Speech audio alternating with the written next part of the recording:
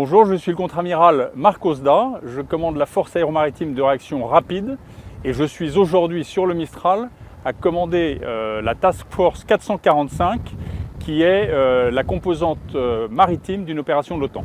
Alors l'exercice Dynamic Mariner, c'est un exercice de grande ampleur qui est conduit par et pour l'OTAN du 28 septembre au 8 octobre en Méditerranée. C'est un exercice interarmé, c'est un exercice interalliés, 7 nations, plusieurs milliers de marins, une trentaine de bâtiments qui se déroulent selon un scénario fictif mais très réaliste qui permet d'entraîner toute cette force à la gestion d'une situation de crise dans le cadre d'une opération de l'OTAN.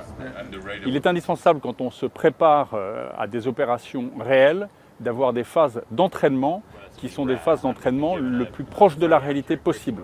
Et donc mettre ensemble à la mer et dans les airs des moyens qui auront vocation en opération à opérer ensemble, c'est essentiel.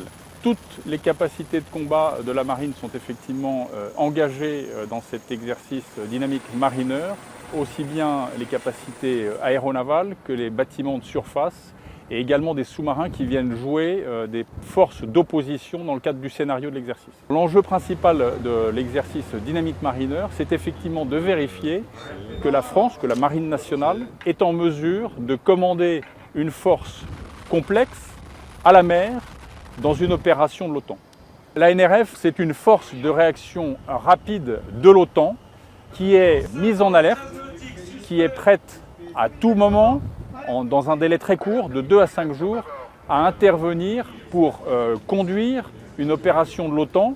La dernière fois que la France a tenu cette alerte pour la composante maritime, c'était en 2018. Et la prochaine fois, ça sera en 2026 que la France prendra l'alerte, avec un exercice de certification qui aura lieu, avec les conditions d'aujourd'hui, vraisemblablement à l'automne 2025.